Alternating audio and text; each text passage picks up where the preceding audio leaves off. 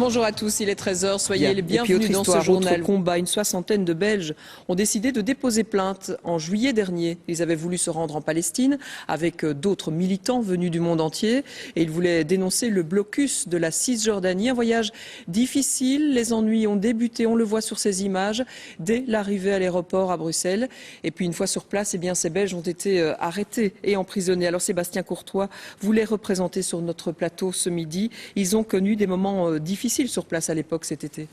Arrivés à l'aéroport de Tel Aviv, l'aéroport Ben Gourion, ils ont été immédiatement passés à tabac, fait l'objet d'interrogatoires musclés, affamés, privés de médicaments, privés d'eau, exposés des heures durant dans la chaleur caniculaire de Tel Aviv et emprisonnés, inutile de vous dire, sans l'assistance d'un avocat pour les défendre pendant 5 jours dans les geôles israéliennes. Alors c'est ce qui les pousse aujourd'hui à déposer plainte? Oui, ils déposent plainte. Ils ont déposé plainte auprès du procureur fédéral le 9 janvier 2012 du chef de crime de guerre sur base de l'article 136 quater du code pénal belge. Alors vous poursuivez qui en particulier? Nous poursuivons le Premier ministre Netanyahou, le ministre de la Défense, le ministre de l'Intérieur et le grand Manitou du maintien de l'ordre, ordre entre guillemets, de l'aéroport Tel Aviv, M. Amnon Chamueli, du chef de crime de guerre, sur base de l'article 10 du titre préliminaire du Code d'instruction criminelle, qui est donc la fameuse compétence universelle de la Belgique. Alors effectivement, c'est une plainte qui se base sur cette loi de compétence universelle qui permet de poursuivre, on le rappelle, ici des crimes commis à l'étranger. Est-ce que ce n'est pas avant tout une action symbolique ?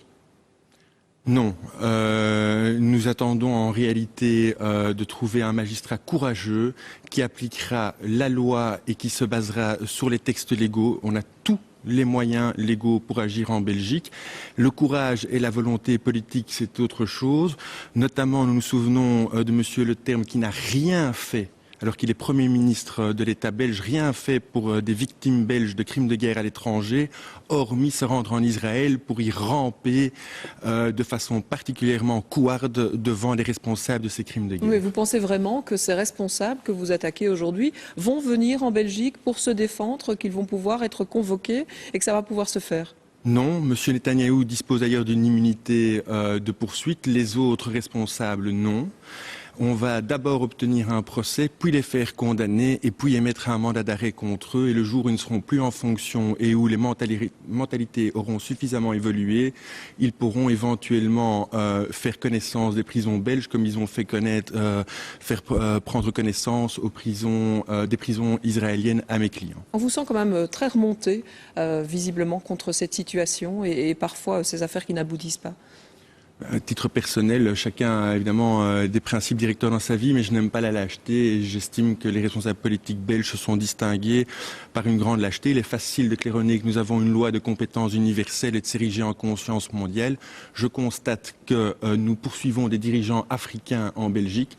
Du moment qu'ils sont noirs, on peut les mettre dans une cage en verre et les faire juger par 12 Belges du jury bien blancs.